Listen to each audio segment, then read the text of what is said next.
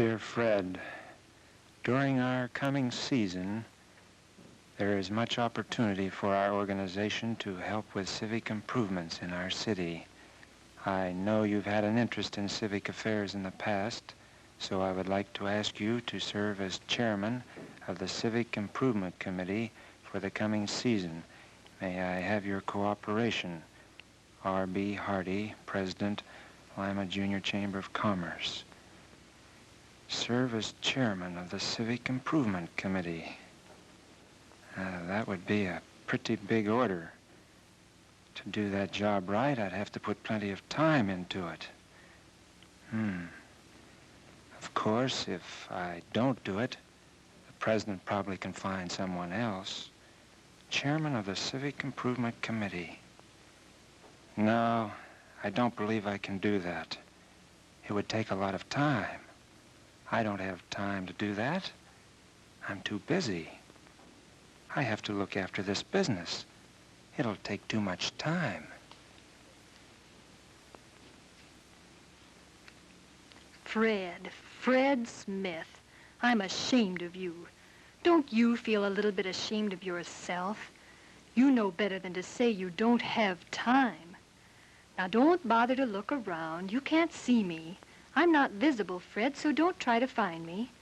As far as you're concerned, I might be a voice in your head, your conscience, as some people call it, or I might be sort of a dream. But don't worry, Fred. I'm no ghost, although I do like to think of myself as sort of a spirit, the spirit of Lima. Sit down for a moment. I want to talk with you. Now, I want you to listen to what I have to say. From now on, I don't want to hear any more about not having enough time to help your city. If I do, I'll just come over and crack you right on the head, like this. There, now, you remember that. First of all, I want to show you some things about our city which you should have considered long before this. And then maybe you'll understand how I feel about Lima.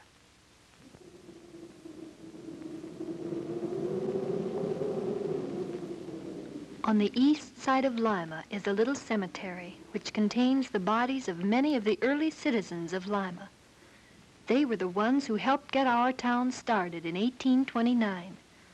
They were truly leaders. And thanks to their vision and effort, a sturdy foundation was built and a civic spirit grew.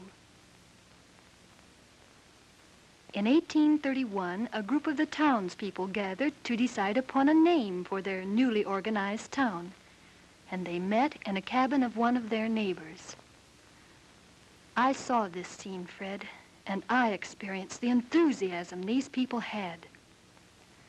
Several names for the new town were placed in that hat, and each of the men drew one name out. The remaining name was destined to be the name of our city today.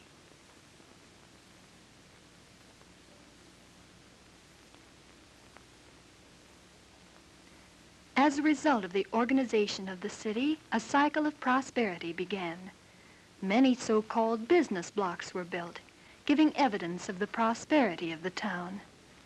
The chief business at that time was agriculture, farming, and Lima was known widely for its haymarket activity.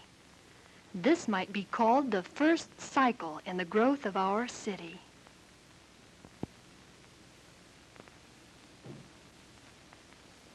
Then in 1882, one of Lima's largest buildings was erected. It was the Farote building, which included the Opera House.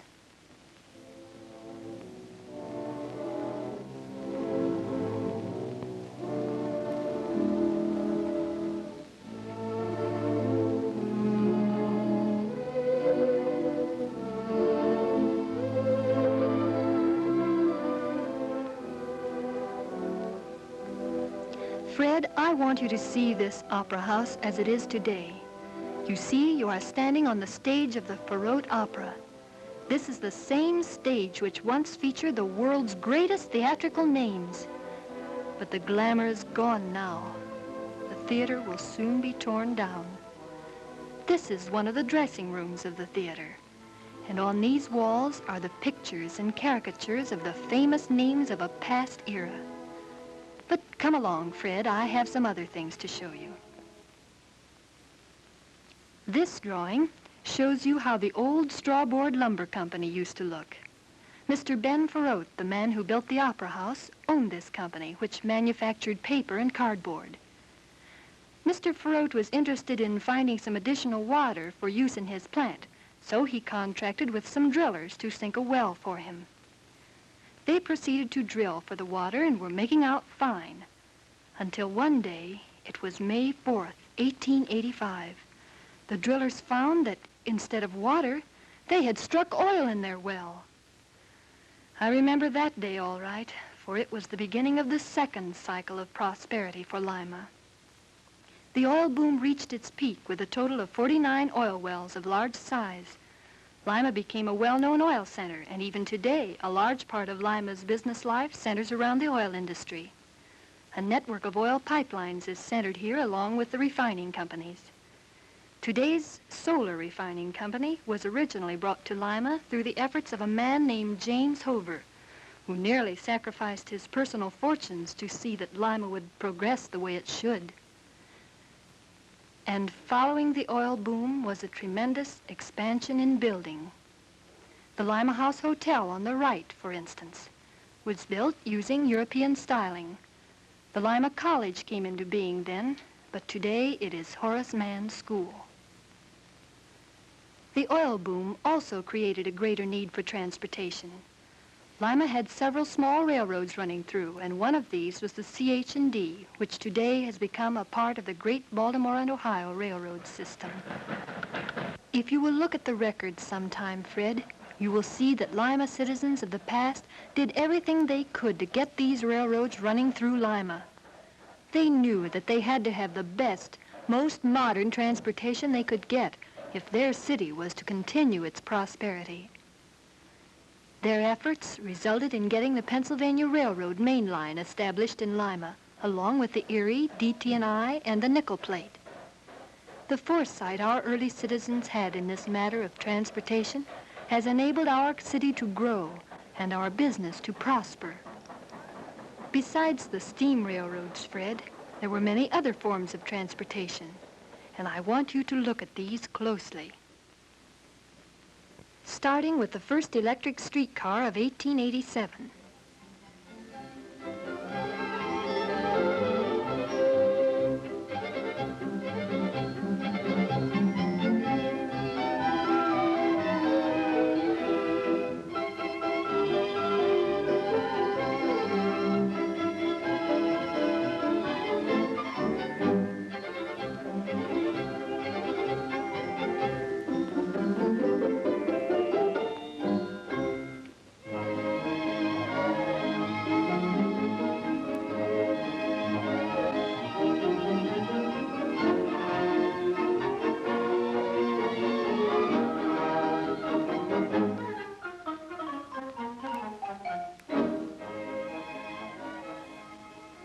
Our county courthouse, located in Lima, was built in 1882.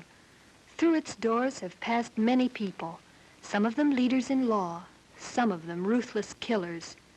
In 1933, John Dillinger, a notorious criminal of the Depression era, was imprisoned in the county jail. Several members of his gang arrived in Lima on the evening of October 12th with the purpose of getting the keys to the jail cell and releasing Dillinger. At the time, Sheriff Jess Sarber and his wife were in the office when the henchmen walked in.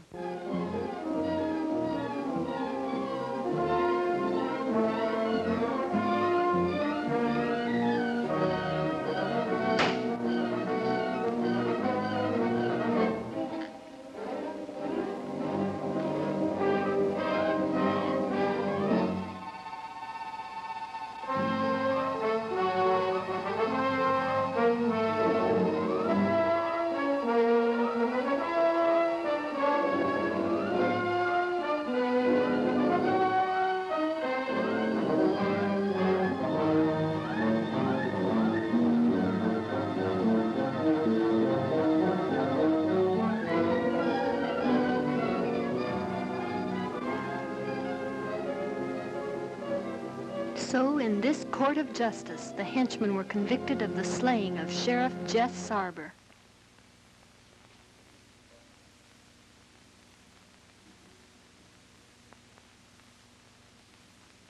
Are you wondering, Fred, why it is I'm taking such an interest in you? I suspect you are, but you wait and I'll tell you more about that. Right now we must continue our journeys so you can see more. Go over to your window, Fred. I want you to look out. There are many things to see. I'll raise the blind for you so you can see out better.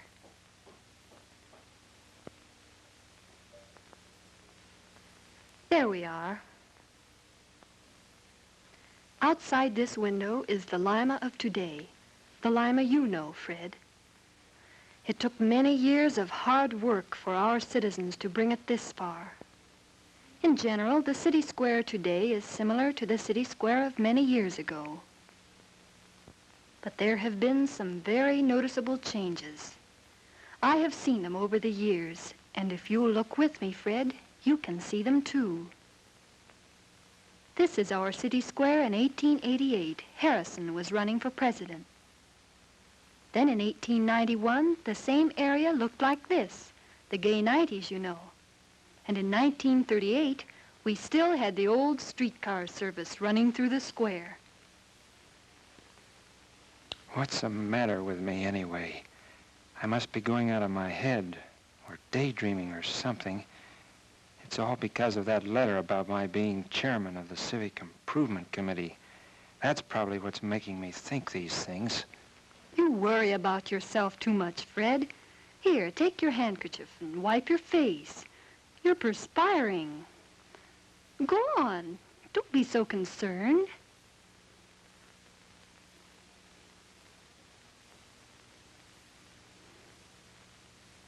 There, that's much better. I'm glad to see that you are really thinking about this, but don't get to worrying again. Now, Fred, let's have a look at our city today. We have more business, more income, and more people here than ever before.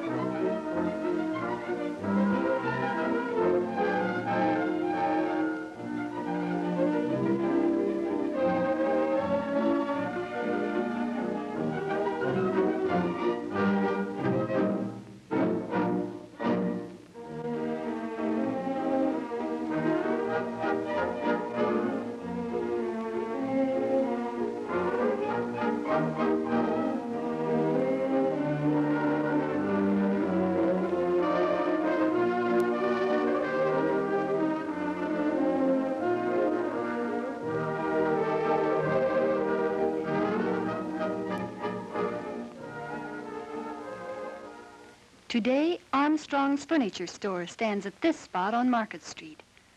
But in 1889, John Wheeler had a grocery store there.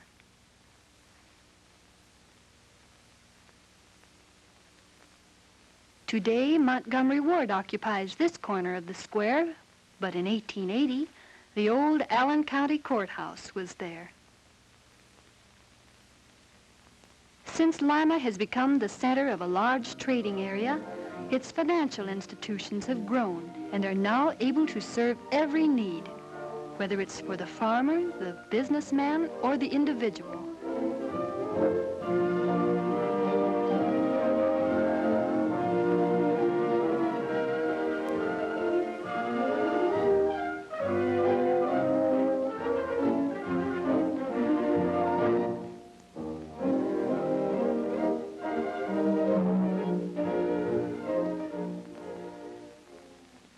The first newspaper of any size in Lima was the old Republican Herald of 1841.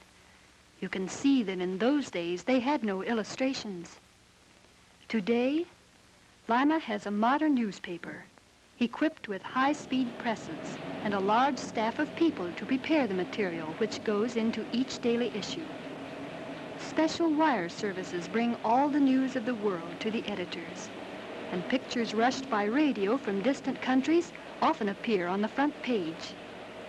Indeed, our Lima news is an important part of our daily living.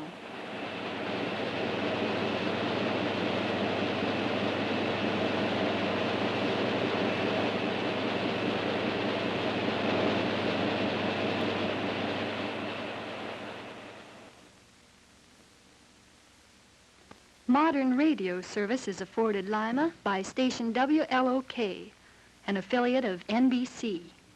So that's about the way things stack up in this old world of ours at 1:15 today. This is Harry J. saying good afternoon, friends. This is your voice of Lima, WLOK, with studios in the National Bank Building. By transcription.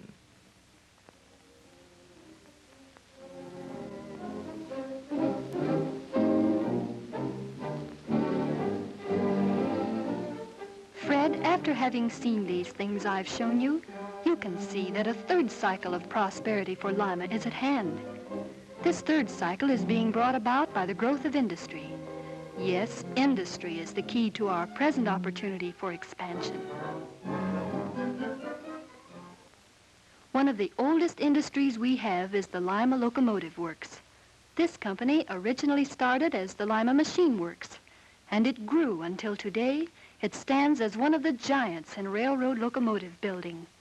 The Lima Locomotive Works produced its first locomotive in 1879, and since then it has furnished engines for nearly every major railroad in the world. In these giant shops, huge cranes lift and carry the heavy locomotives almost as if they were toys, while skilled workmen machine and assemble the iron and steel, which perhaps will soon be pulling the trains through Lima, New York, or San Francisco. Another important line of products handled by this company is the shovel and crane business. Designed to move tons of earth or lift heavy loads, this equipment is a familiar sight in many lands. About 10 years ago, the Westinghouse Electric Corporation took over this plant for the manufacture of fractional horsepower electric motors. Back in 1918, the Graham Motor Company owned the same building where they produced these Liberty trucks, famous during World War I. Succeeding the Graham Motor Company was the Relay Motor Company, which also made trucks, but of a different kind. Notice that the trolley cars were running then. Today, in its remodeled plant, Westinghouse is affording employment for thousands of Lima citizens who are busy making the electric motors which drive nearly every mechanical device you can think of. And in addition to motors, this Westinghouse plant is making other electrical equipments for the aviation industry. Fred, I think that this is one of the keys to our future. For air travel is now a reality, a new step in progress. We are becoming a part of this progress through such plants as Westinghouse. Still another type of industry is the bus building organization, known as Superior Coach Corporation. This Lima firm manufactures funeral coaches, ambulances, and bus bodies. In 1931, the men and women of Superior pioneered in the construction of all-steel bodies for school buses, and thus brought a new measure of safety into the lives of the millions of school children who travel to school by bus. The most modern methods of construction are used on the assembly lines at this plant. And here, as in other industries, employment is provided for many of our citizens and for people who live in the Lima trading area. I know you haven't thought about it particularly, Fred, but these buses which are made at Superior Coach can be seen almost anywhere in the country, for Superior is known in every state. This is the home of the Ohio Steel Foundry Company, which is unique in its production processes and in its final product. A number of years ago, I saw this plant start on a rather small scale. Then the engineers found a way to cast steel, something which had not been done successfully up to that time. Well, after they perfected that process, the Ohio Steel Foundry grew by leaps and bounds, so that today it is a huge plant.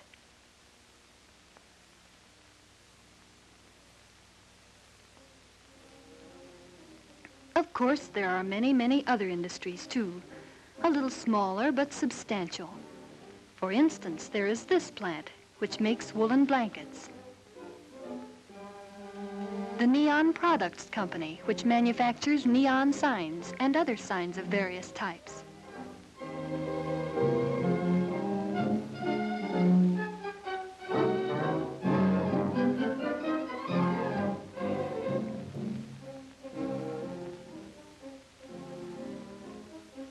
The Artcraft Sign Company, which produces electric signs and cabinets for refrigerators, washing machines, and so on.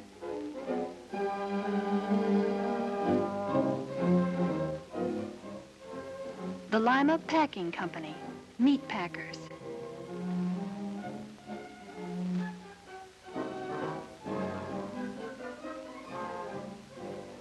And the Deisel-Wemmer-Gilbert Cigar Company, which manufactures several nationally known brands of cigars.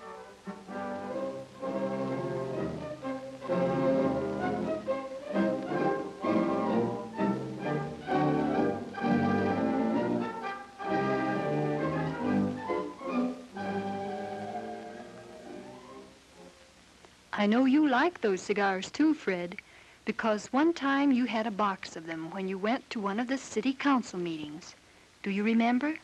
That was the first time I noticed your interest in civic affairs, so I sat down beside you. You thought there was a draft in the room.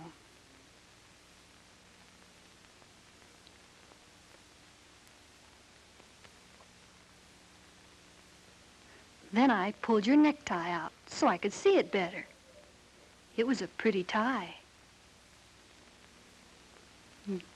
You remember that, don't you? And you straightened up then to listen to what the city council was planning that night. You were very interested in the way they dealt with their problems, and it impressed you about the tremendous responsibility they had. In effect, they were supervising the operation of Lima.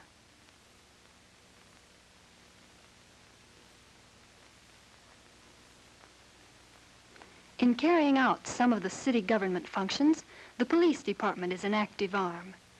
This department operates on a 24-hour schedule to provide protection and law enforcement for our city. Available for police use, among other things, is the modern radio equipment used in the cruiser cars and central station. This the officers find of great use in patrol work and in accident cases where time is often a vital factor. Not so long ago, Fred, we bought new fire equipment to replace our old machines.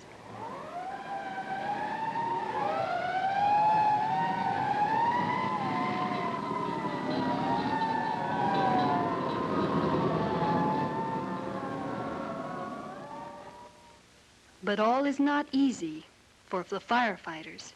As you will recall, this was the old Norval Hotel, which caught fire and was completely destroyed. One of the worst fires in our history. The fire department was in a dangerous position because our reservoirs were almost empty at that time. This resulted in low water pressure, which somewhat hampered firefighting activities. And even worse was the fact that this fire lowered the reserves more than ever. There was a severe water shortage, which necessitated emergency construction of a pipeline to bring in additional water. Completed recently by our city is a new reservoir, which will boost our water supply so that such a shortage should not exist again. This reservoir is known as Metzger Lake, named in honor of one of our Congressional Medal of Honor soldiers of World War II.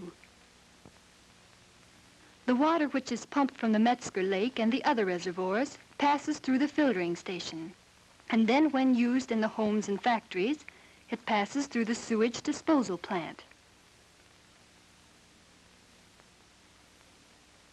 You probably recognize this classroom, Fred, because this is where your little boy is going to school.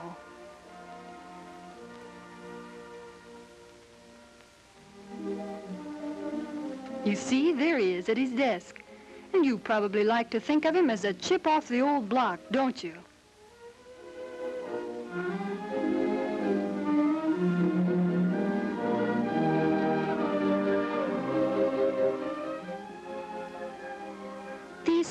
that we have offer much to the children, but the schools can be improved, and they will be improved, for the people of our city know that providing a good basic education is one of the first obligations to our children. Whether it's music, academics, or sports, our youngsters learn about these things for the first time in the public and parochial schools.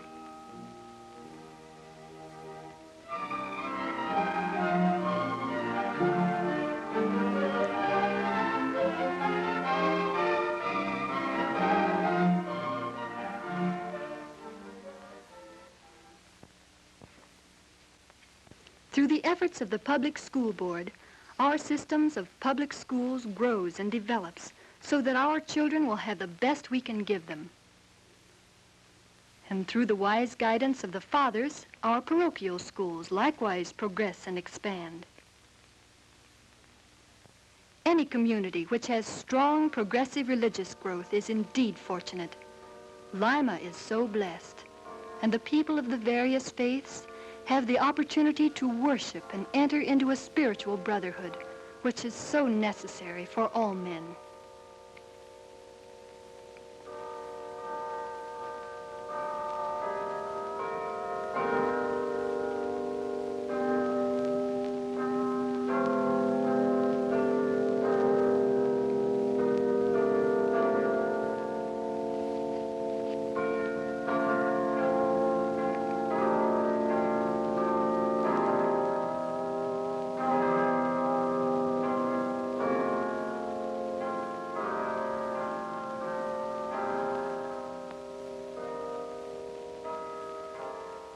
Well, Fred, you know what your city is like, and perhaps now you have a greater appreciation for it, too. At least you should have, for we can have a wonderful future if we get busy. Look over there at the map on the wall. The physical location of Lima makes a bright picture for the future. It couldn't be in a much better location. But the big item that counts most is the spirit of the people who live here. Lima people are active. Just think for a moment of some of the events they have.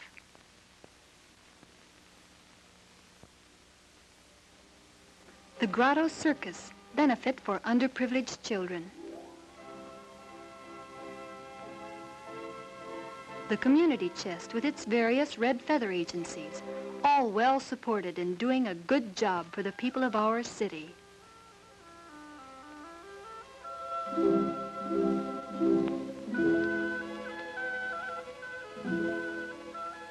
The South High Booster Club annual minstrel show.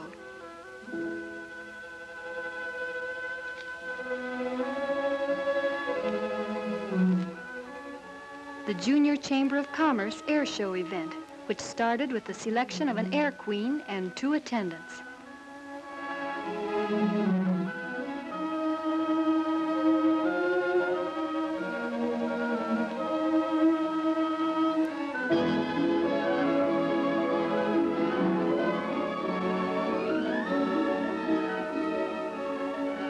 Service clubs of Lima, which contribute to the well-being of crippled children, the blind, and many needy persons. For recreation, Fred, our city has several parks. A YWCA center for club activities. And a YMCA complete with swimming pool. Several theaters.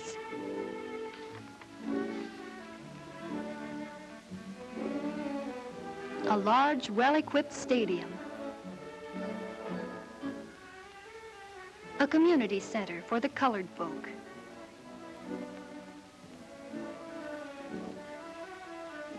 And an ever-expanding public library. As part of its service, our library sends this bus into rural school areas, so that the children of the county may have a traveling library at their service.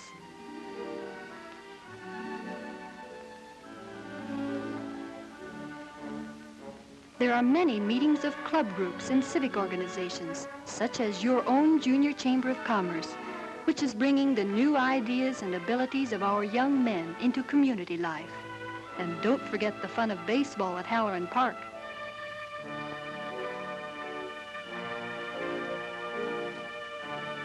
Your Junior Chamber of Commerce has been most active in promoting projects for the youth of our community, like the model airplane contest you had, and the kite flying competition you have sponsored several times.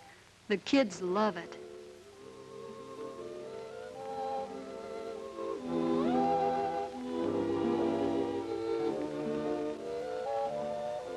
The YMCA Yacht Club for teenagers is known all over the country now, and the teenagers have a good time here. So you can see, Fred, that our people do have spirit. They have great possibilities over and above what they are doing now. Another bright key to our future is our greater economic security, which is brought about by our diversity of industry. Think for a moment, Fred, about a few of the many different industries we now have.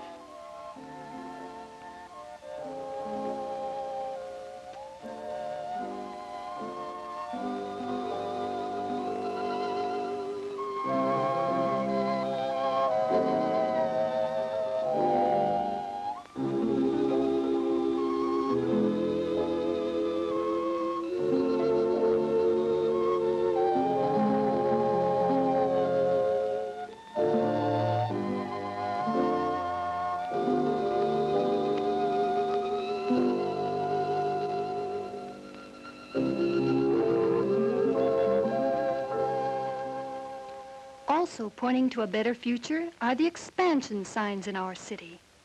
The hospitals have both found it necessary to plan and build new facilities to accommodate the increased flow of patients.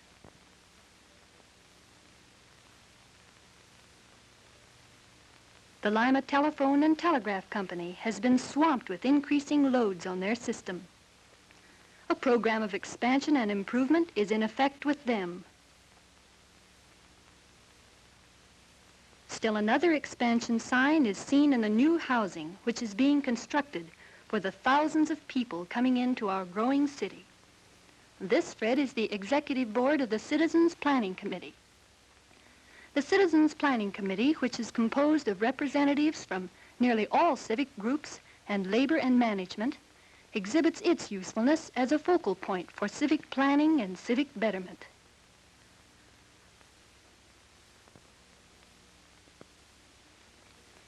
All these things and many others, Fred, add up to opportunity for all of us.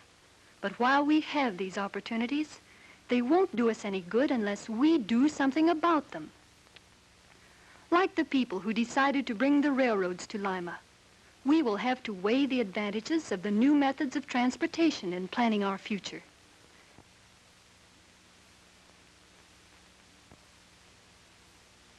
In this third cycle, we will have to consider new buildings to replace those which were built before and during the oil boom.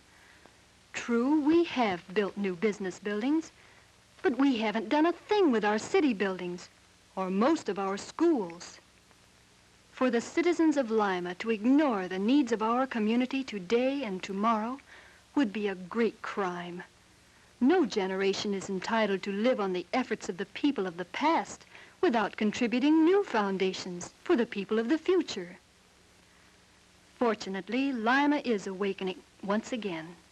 Some of the buildings and improvements we have made during the last few years have given us a good start. Other buildings are now being planned. Preparations are being made for various improvements. But there is still one very important thing which must be done now. That one thing is to get each Lima citizen to thinking about his city. Get him out of his backyard and get him to see what his town needs. Then after that, each citizen must take action. Just talking won't accomplish much.